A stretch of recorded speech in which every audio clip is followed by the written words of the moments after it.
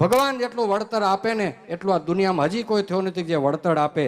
અને એના માટે ઇતિહાસ જો તો મહાભારતમાં નજર કરજો. પાંચાલીએ પ્રસન્ન કર્યા પર બ્રહ્મને આપી ચીથરી ચીર તણી, તેણે કરી તને નગ્ન નવ થયા અને કહેવાયા ભક્ત શિરોમણી. એક ખાલી ચીથરું ભગવાનને હાથે વાગી ગયું ત્યારે બાંધવા માટે દીધું ને, અને અષ્ટપ્રહરણી દોડી કોઈક વૈદ ગોતવા ને કોઈક પાટો ગોતવા ને જા, અને દ્રૌપદીએ તો પોતાની સાડીમાંથી ચીથરું કાપી અને ભગવાનને હાથે પાટો બાંધી દીધો.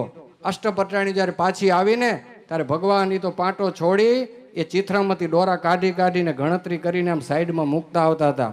એટલે અષ્ટપ્રહરણીએ પૂછ્યું, પ્રભુ આ કઈ લીલા કરો છો તમે? આ હાથમાં વાગ્યું હતું એનું શું થયું? ભગવાન કહે તો મટી ગયું. આ તો આ ચીથરું તો કે પાટો છે, હવે આ ચીથરામાંથી દોરા કાં કાઢો? તો કે એના ગણતરી કરું છું કે કેટલા દોરા છે. કે પ્રભુ એ દોરા ગણવાની શું જરૂર? ના ના, આનું વળતર આપવું પડશે ને, ટાણું આવે ત્યારે મને આનું વળતર દેવું પડશે, મારે ગણતરી કરવી પડે ને. અને એમ કે મહાભારત કે 999 દોરા થયા હતા. અને દુશાસન જ્યારે સાડી ખેંચતો તો દ્રૌપદીની લાજ લૂંટવા માટે, ત્યારે ખરે ટણે ઠાકોર મારો સાડીનું રૂપ લીધું.